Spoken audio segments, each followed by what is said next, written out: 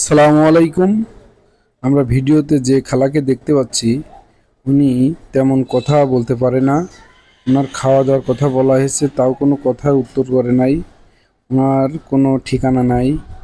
উনি যাযাবর জীবনযাপন করছেন। খাবার দাবারের কথা বলা হচ্ছে, তাও খেতে চাচ্ছে না। উনি অসহায় জীবনযাপন করছেন। আমার পেজটাকে অবশ্যই আপনারা লাইক ও ফলো দিয়ে পাশে থাকবেন ও শেয়ার করবেন। আসসালামু আলাইকুম।